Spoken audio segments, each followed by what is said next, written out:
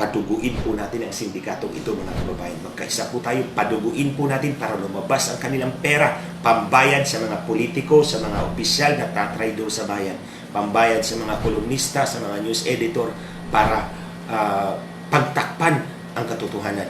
Palabasin po natin ang kanilang pera, at pagdating sa panahon na babawi sila sa kontrata, haharangin natin sila para hindi na po sila makabawi. That's the only way. Remember, this is a business. Kapag lugi ang ETV Online Channel, in the service of the Filipino online world. Magandang hapon po sa inyong lahat, mga kababayan. Sa ating mga kababayan po sa iba't ibang bahagi ng mundo, magandang hapon, magandang araw po sa inyo. Araw-araw na yata ako nagla-live dito. Dahil dito sa issue ng Smartmatic, cheater killer Smartmatic at Comelec, ito ang sindikato na nagpapahirap talaga sa ating sambayan, mga kababayan. Bago ako magsimula, may nanotice akong mga comments doon sa ibang mga post na para daw po akong teacher kapag nagla-live, informative. Tsaka may kaibigan din po ako, sinabi niya, para ka talagang teacher. Para lang po sa inyong kalaman, teacher po ako doon bago ako naging congressman sa amin sa Biliran. Nagtuturo po ako sa aming local college, Naval Institute of Technology. At ang tinuturo ko po doon ay negotiable instruments, banking at taxation. Sa College of Law po yun. Little did I know that one day I would make it into a university. Ako po ang nagawa noon na universidad. Naging universidad po siya. 12 taon na nag-antay po sila doon sa panahon o termino ng aking mga kalaban doon sa Biliran. 12 taon po hindi po sila naging university. Pero hindi po ako nagmamayabang sa inyo. In 2 years and 5 months na congressman po ako ng Biliran, nagawa ko po yun. Naging university po siya na I forgot the number, Republic Act 91, i-post ko na lang, nakalimutan ko yun, but ako ang author noon. Nagawa ko po in 2 years and 5 months. So you see, kahit mahirap kasi 12 taon ang aking mga kalaban, buong pamilya, hindi nila nagawa yun. Pero ako lang mag-isa, in 2 years and 5 months, naging universidad po yun. And it brought us 100 million pesos a year sa aming lokal na ekonomiya, taon-taon. Dahil dumoble po ang population po, at galing po ang mga estudyanteng ito as far as Bicol, Northern Samar, Eastern Samar, Leyte and Southern Leyte. So kaya po, lumago po yung ekonomiya namin dahil may dagdag na 100 milyon taon-taon na pumapasok sa amin because of that university. So ang ibig ko pong sabihin, mga kababayan, if there's a will, there's always a way. Ganon din po sa ating halalan. Now, dito tayo. Nalaman na siguro po ninyo na sinakyan ng ating kalaban, itong sindikatong Comelec at cheater killer Smartmatic, ang ating panawagan, ang ating suporta sa hybrid election system. May 4 na rason o dahilan kung bakit nila sinakyan ito. Isa-isahin ko po. Una, ulitin ko, sinakyan nila ang ating panawagan at suporta para sa isang hybrid election system. Mano-manong botohan, mano-manong bilangan, and then automated transmission. Kaya po hybrid, kasi yung manual at yung automated kinumbine po natin. Ito yung best practice ng manual at best practice ng automated. Pinagkaisaan po natin itong dalawa para maging malinis at marangal ang ating halalan, mapagkakatiwalaan at makapasok ang mga tamang lingkod bayan, hindi magnanakaw. So, ang 4 na rason o dahilan kung bakit nila sinakyan ito, unang-una, dahil nag-utos si Pangulong Duterte, ang ating mahal na Pangulo, sinabi niya, wag na yung Smartmatic. Natandaan nyo, nung nandun siya sa Tokyo, inatasan pa lang niya ang Department of Information and Communications Technology na maghanap ng kapalit kay Smartmatic. Wag na yung Smartmatic na yan. Because nga, dahil nga sa issue ng dayaan. Una. Pangalawa, nakikita na ng Comelec na ang public sentiment, ang sentimiento ng sambayanan ay patungo na sa hybrid election system. Nakikita na nila na we are already building the groundswell na papunta tayo sa hybrid election system, so sasakyan nila. Pangatlo, umaalingasaw na talaga ang baho ng Smartmatic. Wala talaga tayong eleksyon na nangyari sa ilalim ng Smartmatic na matiwasay, mapagkatiwalaan at walang duda, walang question. Palaging may duda, palaging may question. So bakit nga ba hindi natin itsapwera yung Smartmatic sa labas ng ating bansa? Natandaan ko po noong 2013, pareho po ang Mongolia at ang Pilipinas. Gumamit po tayo ng Smartmatic. Mongolia, that's a backward country somewhere in northern China. Lumabas po yung linya sa mga balot images. Kapag ang linya ay tumagos sa oval, kahit hindi mo binoto, bibilangin nyo ng makina para sa kandidato. So, may linya pong lumalabas doon sa oval. So, kung ito yung oval at nadaganan po siya ng linya, ang labas, iboboto bibilangin ng makina kahit hindi mo binoto. Nangyari yan sa Pilipinas, nangyari din po yan sa Mongolia. So, after that, wala na pa akong narinig na nakapasok muli ang Smartmatic sa Mongolia. In other words, initsapwera na sila ng Mongolia. Pero ang Pilipinas, paulit-ulit ang COMELEC, naging suki nila si Smartmatic. Kahit pa noong 2013, yun ang nangyari. Noong 2010, yung CF cards na pinalitan at the last minute dahil na-booking na hindi tama ang bilang. Yung 2016, yung Vice President Bongbong Marcos na kaso, kinalikot ang server. Ito, yung tao ng Smartmatic, si Marlon Garcia, na siyang kumalikot, kinasuhan yun. Anong ginawa ng COMELEC? Hinayaan ang Smartmatic na ilipad si Marlon Garcia papuntang Panama. Tinago nila para hindi maabot ng ating batas. So ganyan katraidor ang COMELEC sa ating sambayanan. So hindi na nakasuhan si Marlon Garcia dahil wala na sa ating jurisdiction. Nandoon na sa Panama. Itinago ng Smartmatic. At anong ginawa ng COMELEC? Wala. Hinayaan nila. Gayong may criminal offense na nangyari. Dahil ayaw nilang mabuking ang kanilang dayaan. Ayaw nilang mabuking ang pinagkakapirahan nilang limpak-limpak na pera ang kinita nila bawat eleksyon. Na pang-apat, itong 2019 elections, natandaan ninyo, 7 oras, walang resulta. Paglabas, tapos na ang eleksyon, wala tayong nakita. Para bang ginagago talaga tayong lahat sa harap. Pinapaniwala nila tayo. But now is over. Yung panlili lang nila, tapos na po yun. Didemolish natin yan ngayon. Sasagutin natin sila. Yung pang-apat, sinakyan nila ang ating suporta sa hybrid election system dahil gusto nilang sirain ito. Ito ngayon ang sasagutin natin sa kanila. Gusto nilang sirain. Pinalabas nila na napakamahal ng hybrid election system. Huwag po kayong maniwala dyan, mga kababayan. Sasagutin natin yan ngayon. So, muli, 4 ang dahilan kung bakit sinakyan nila ito ngayon. Itong sindikatong COMELEC at ang cheater-killer Smartmatic. Una, may utos ang Pangulong Duterte.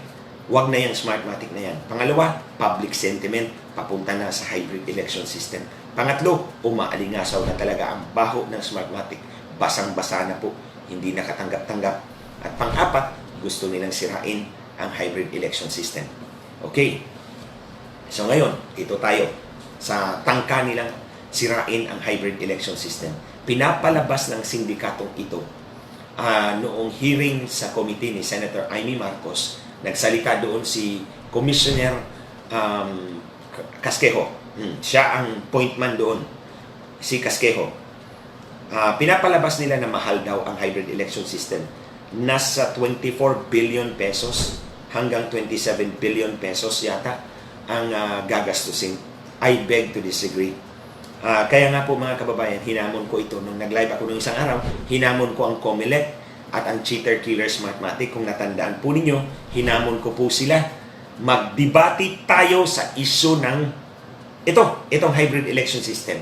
Okay, kayong 7 commissioner ng COMELEC, isama nyo na yung executive director ninyo, isama nyo pa lahat ng mga banyagang Smartmatic dyan. Isama mo pa si Acralo dyan. Tapos inyo pa lahat ng audience. Kung gusto niyo punuin nyo yung Philippine Arena, sa inyong lahat ang tao. Ako lang, ang staff ko at ang security ko. Tingnan natin. Pero mga kababayan, sinagot ba tayo? Hindi. Ayaw nilang humarap. Kahit magpaputol pa ako ng daliri, hindi haharap ang sindikatong COMELEC at Smartmatic sa mga debating tulad nito. Dahil mas lalong madidiin sila, lalong malilibing sila. And they will not do that. Lulunukin na lang nila ang kanilang pride. So ito mga kababayan, nakita ko po roughly, hindi ko pa naman nakita ang lahat. At hindi pa ito ang katapusan ng pagdurog natin sa sindikatong ito. gagamit daw sila ng scanner. So, ang ibig sabihin, ang iyong balota ay dadaan pa rin sa makina kasi may scanner eh. So, dadaan ka pa rin sa makina. And then, may projector. At the end of the day, mga kababayan, hindi mano-mano ang bilang nila. Automated pa rin. Kaya nga, sabi ni Kaskeho, automated manual count. Paano ba nagkaroon ng automated manual count? Yung automated count at yung manual count, they are inconsistent. Hindi yan sila magkapareho. They will not merge together. They are opposite to each other. Diametrically opposed. Kasi isa automated, the other is manual. Ang ginawa pala nila, redundant system.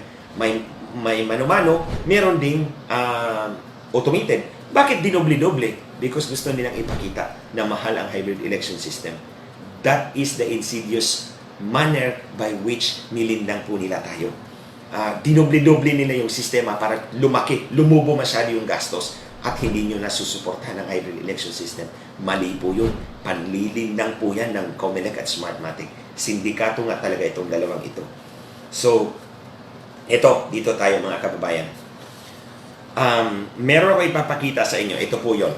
Comparison po siya. Okay, comparison po siya mga kababayan ha.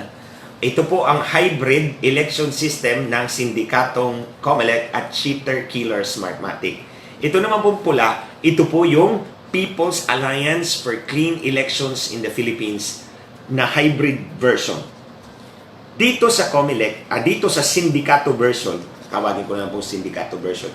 Dito po sa sindikato version, 100,000 lang ang presinto nila.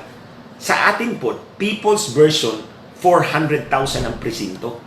Dito, makikita natin ha mga kababayan. Sa kanila, 100,000 lang ang presinto sa version ng sindikato. Sa version ng sambayanan, 400,000 presinto yan.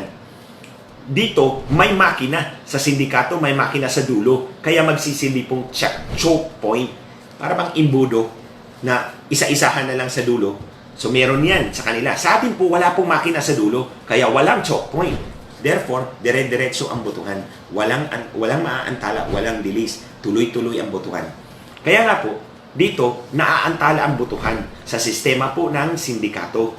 Pero sa atin po, sa People's Version, tuloy-tuloy po ang botohan. Kaya dito, dahil naaantala ang botohan, dito sa version ng sindikato, super haba ang pila. Di po ba? Nakikita niyo po yan. Mula pa noong 2010, 2013, 2016, 2019, ang pila ay hindi humupa. Ang pila ay pahaba ng pahaba. Yan ang sistema ng sindikato. Pero sa People's Version, halos wala na pong pila. Bakit halos walang pila? Dahil tuloy-tuloy ang botohan. Dahil walang makina sa dulo na magsisilbing choke point. Simple lang po yan mga kababayan. Pag walang makina sa dulo, dire-diretso tuloy-tuloy ang botohan. Dahil tuloy-tuloy ang botohan, walang pipila sa labas. Diretso, mabilis ang botohan. Hindi po tulad sa version ng sindikato. So, dahil dito, may makina sa dulo, may choke point, naaantala ang botohan, at super haba ang pila sa labas, marami ang hindi nakakaboto. O marami ang hindi makakaboto. Witness po kayo niyan. Testigo po kayo niyan, maraming hindi nakaboto.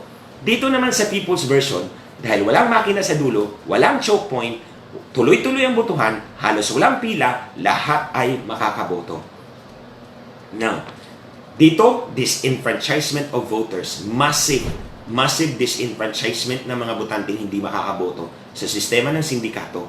Sa sistema ng People's Version, walang disenfranchisement of voters. Bakit nga pala ganito ang sistema natin? Bakit sa kanila 100 presinto lang? Bakit sa ating People's Version 400,000 ang presinto?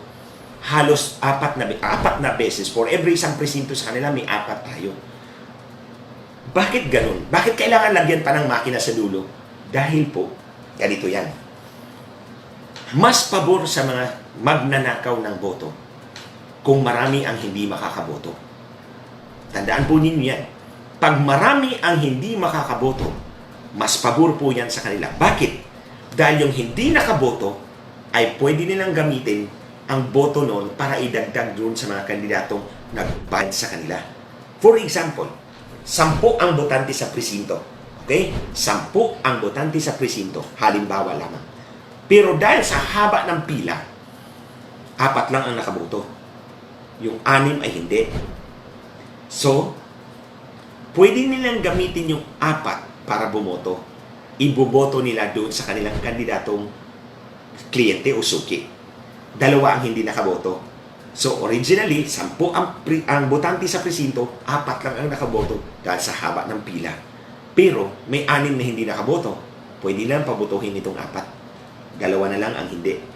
Paglabas ng resulta, 80% ang 4 bumoto, ang 4 binoto nila. So, 80% ang turnout rate, acceptable.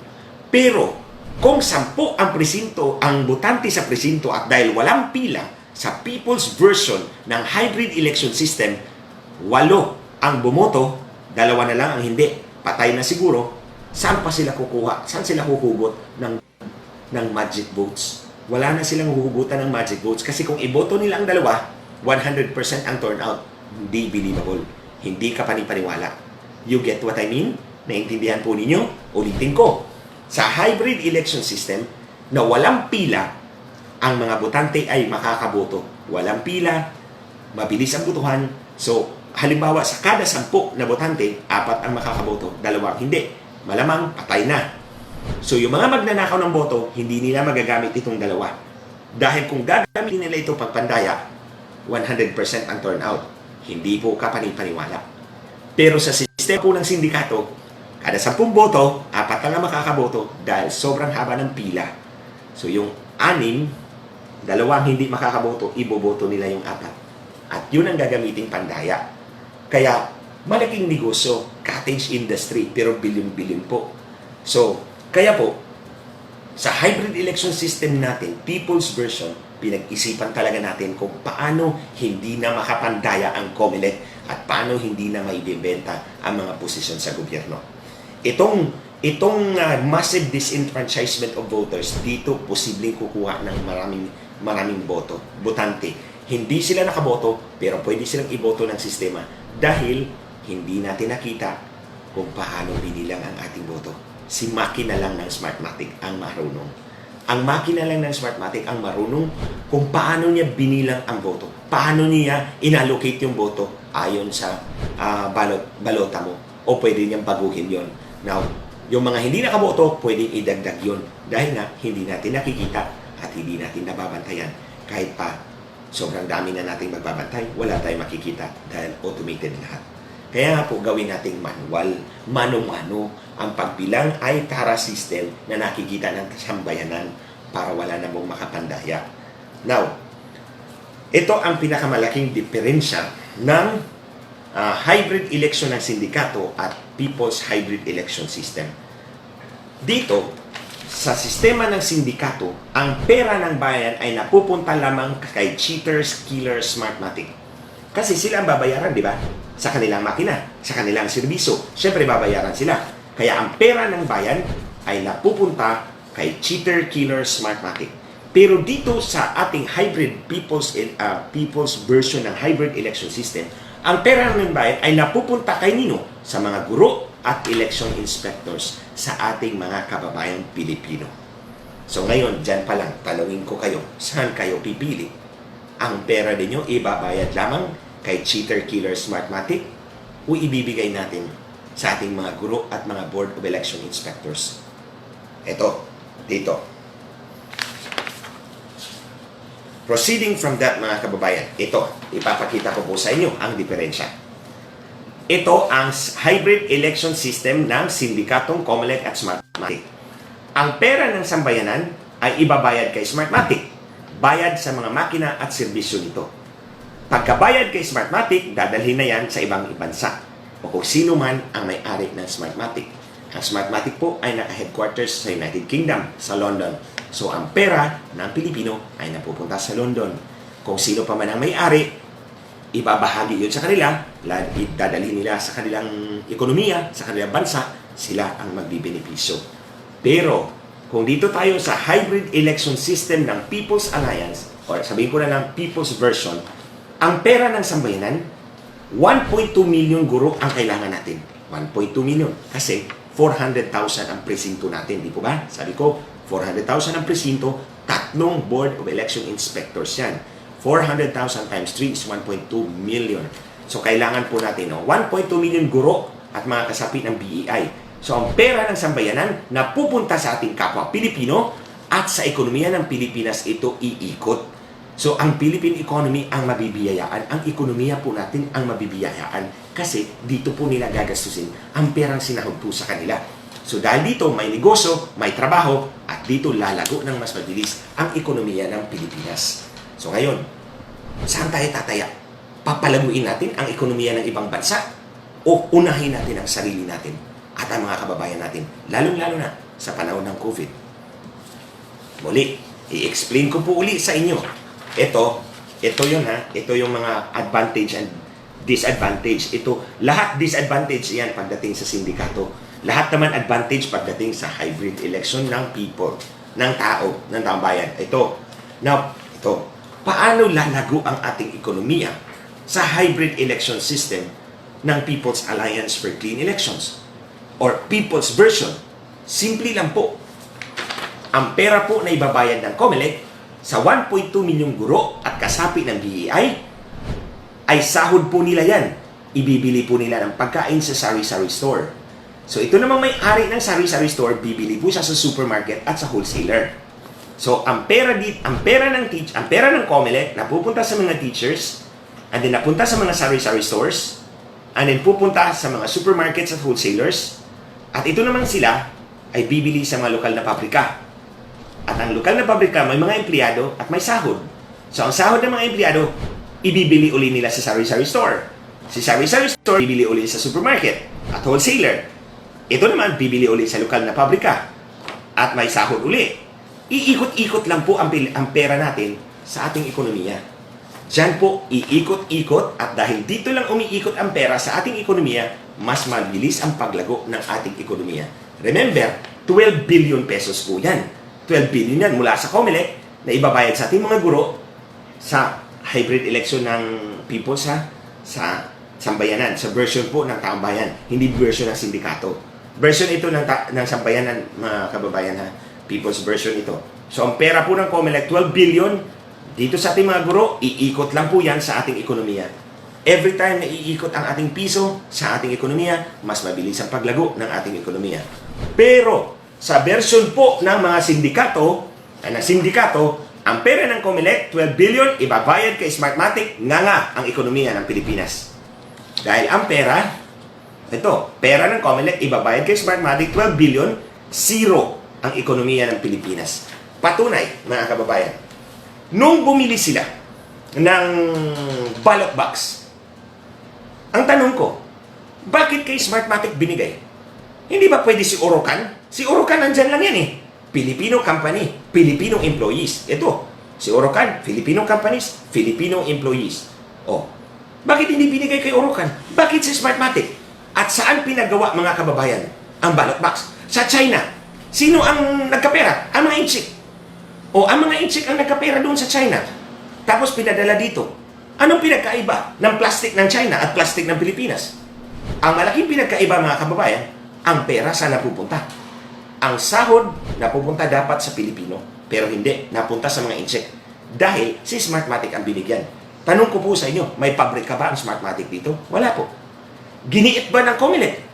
Nga, ang dami ng binili sa inyo. Pwede ba magtayo kayo ng pabrika sa Pilipinas? Wala. Hindi po tulad ng ating militar. Bumibili ng mga barko. Alam ko, bumili sila ng mga barko, pero yung offshore patrol vessels na binili nila, ang iba, ang kalahati yata sa ibang bansa gagawin. Pero ang kalahati, dito na sa Pilipinas pinapagawa. Yun, ang militar. Mas mabuti pa ang militar. Alam mag-isip. Alam natin kung saan ang puso nila. Nasa bansa natin. Itong COMELEC, number 1 traidor. Ang dami na pong binili, mga kababayan, mula pa noong 2010 hanggang ngayon. Ni isang pabrika, walang naitayo ang Smartmatic dito.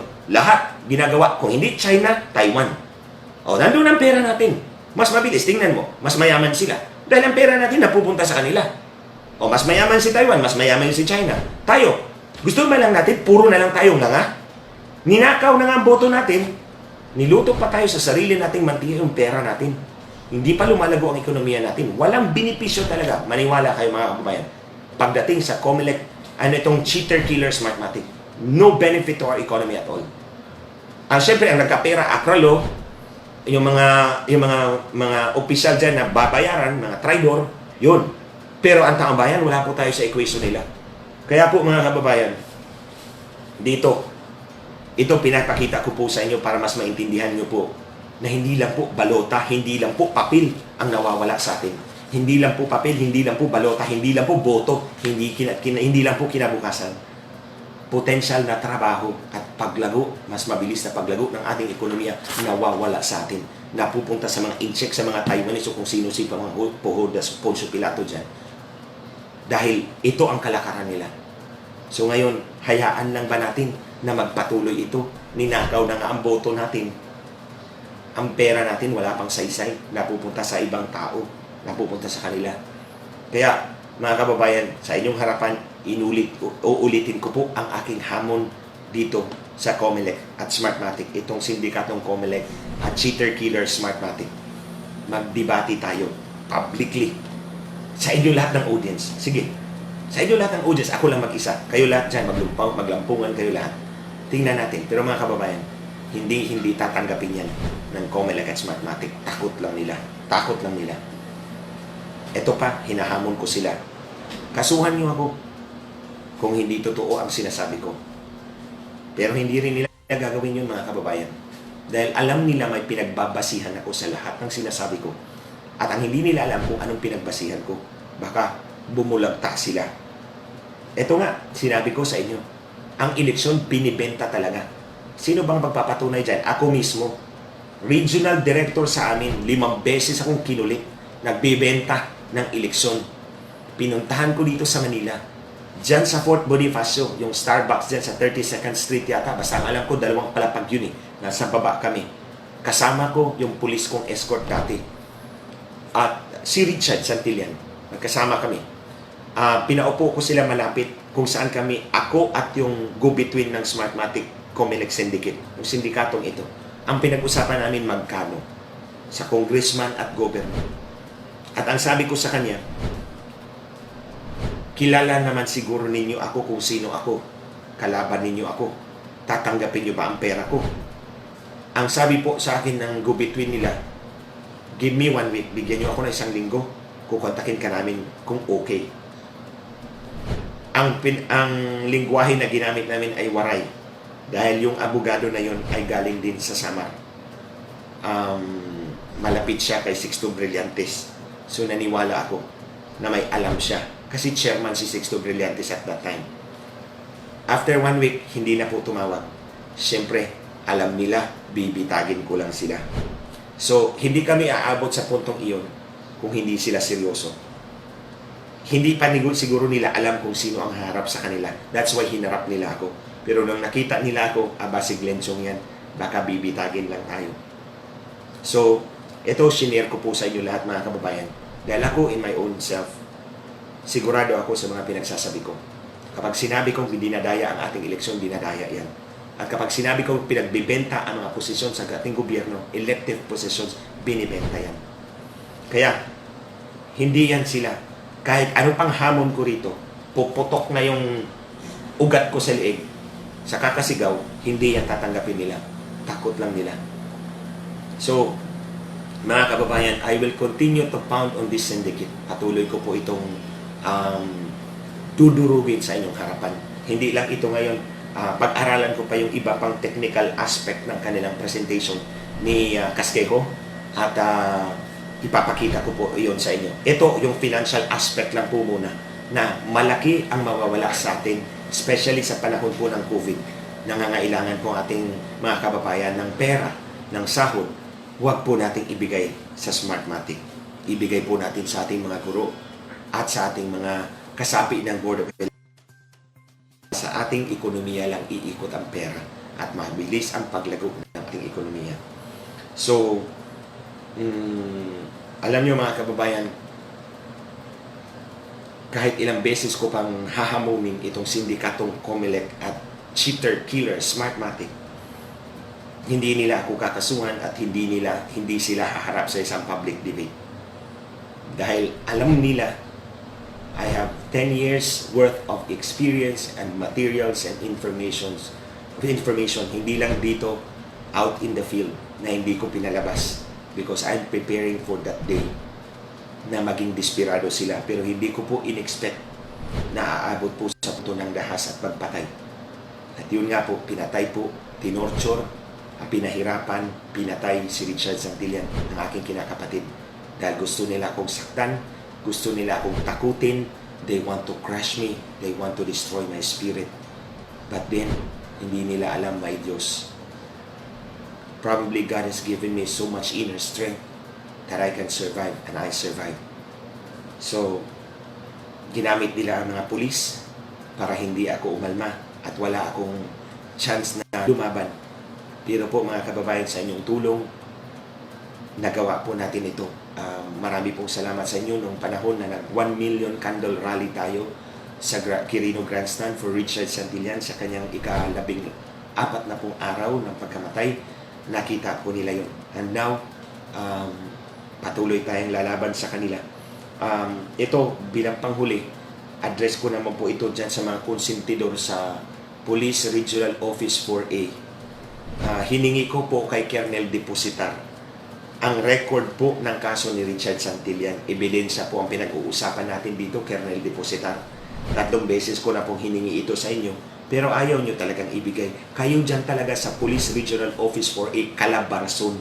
Diba? Sabi ko, yung pagpatay kay Prosecutor Sinados, dyan kayo magsimula, mag-inquire sa Laguna, sa teritoryo ni Pitalio, Colonel Pitalio, ang provincial director dyan. Kasi dyan galing ang mga mamamatay tao na tumambang kay Prosecutor Sinados. Yung prosecutor din, na nakabangga ng mga pulis na pinatay din in broad daylight. Sharpshooter ang pumatay nito. So kayo dyan sa Pro 4A, alam niyo kung sino sharpshooter? Sharpshooter ang pumatay kay prosecutor. Siya lang ang natamaan. Yung kasama niya hindi na natamaan dahil sharpshooter ang pumatay.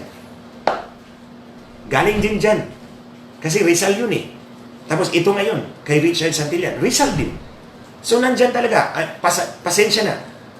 Ang pinakamarami sigurong tiwaling pulis ay nasa Pro 4A. Police Regional Office 4A, Calabarzon. Nandyan ang pinakamarami.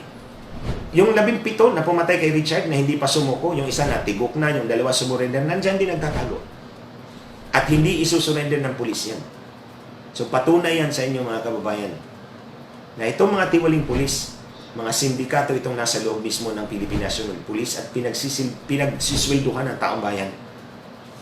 But one day, mababago din yan. Kailangan po nating magtulungan. Kaya ikaw, depositar, Kernel, ikaw yung pangsiyam na Kernel na kakasuhan ko. Hindi na kita susulatan, doon na tayo sa ombudsman magkikita. Sinabi mo sa akin na hindi mo ibibigay ang mga hililing ko dahil ang constitutional right ko to access public information, the right to access public information is subject to limitations provided by law. Law ang sinabi mo. Pero anong nilagay mo dito sa sulat mo? Administrative regulations. Therefore, ang administrative regulations na sinasabi mo, Kernel Depositar, does not apply to my constitutional right because only legal limitations are provided for under the Constitution. Walang pinag-uusapan na administrative rules and regulations. So therefore, doon tayo sa ombudsman magkikita. That's the end of it for you. So mga kababayan, hanggang sa susunod po muli,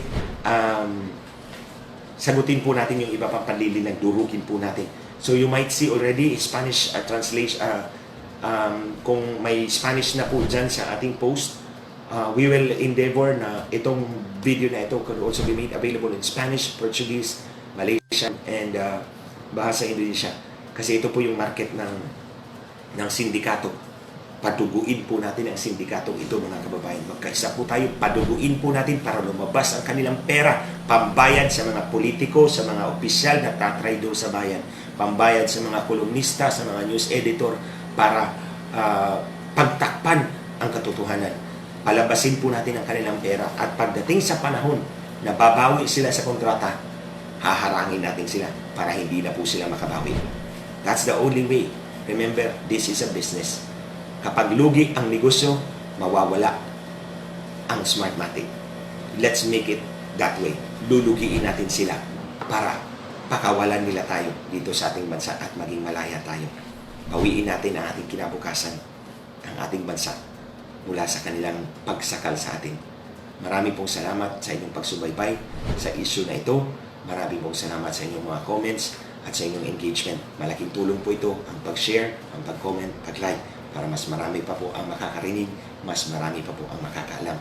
I wish you all the best mga kababayan. God bless us all. Maraming salamat. Like and subscribe. Watch the previous video. Thank you for watching.